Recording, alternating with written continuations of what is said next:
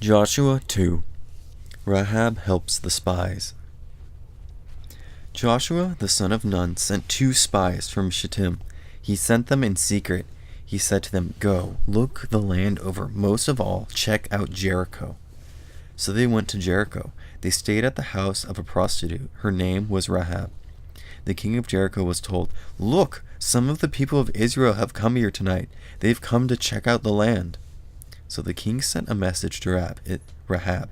It said, "Bring out the men who came into your house. They've come to check out the whole land." But the woman had hidden the 2 men. She said, "It's true that the men came here, but I didn't know where they had come from. They left us at sunset, when it is time to close the city gate.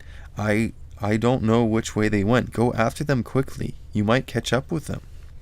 But in fact, she had taken them up on the roof. There she had hidden them under some flax she had piled up. The king's men left to hunt down the spies. They took the road that leads to where the Jordan River can be crossed. As soon as they had gone out of the city, the gate was shut. Rahab went up on the roof before the spies settled down for the night. She said to them, "I know that the Lord has given this land to you. We are very much afraid of you. Everyone who lives in this country is weak with fear because of you. We've heard how the Lord dried up the Red Sea for you when you came out of Egypt. We've heard what you did to Sihon and Og, the 2 Amorite kings. They ruled east of the Jordan River. You completely destroyed them. When we heard about it, our hearts melted away in fear. Because of you, we aren't brave anymore. The Lord your God is the God who rules over heaven above and earth below. Now then, please take an oath. Promise me in the name of the Lord that you will be kind to my family.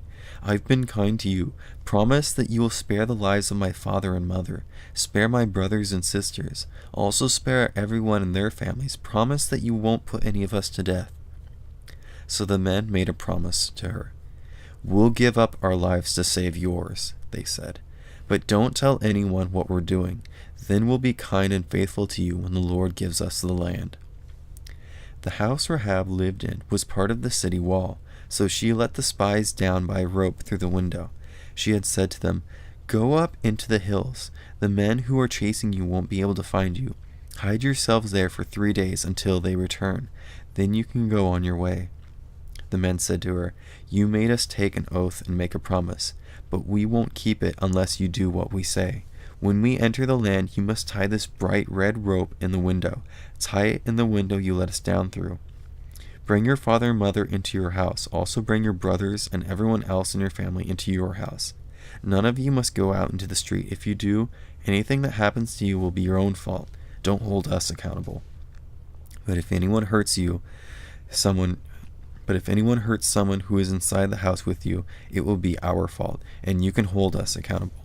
Don't tell anyone what we're doing. If you do, we won't have to keep the promise you asked us to make." "I agree," Rahab replied. "I'll do as you say." So she sent them away, and they left. Then she tied the bright red rope in the window. When the spies left, they went up into the hills. They stayed there for 3 days. By that time, the men who were chasing them had searched all along the road. They couldn't find them, so they returned.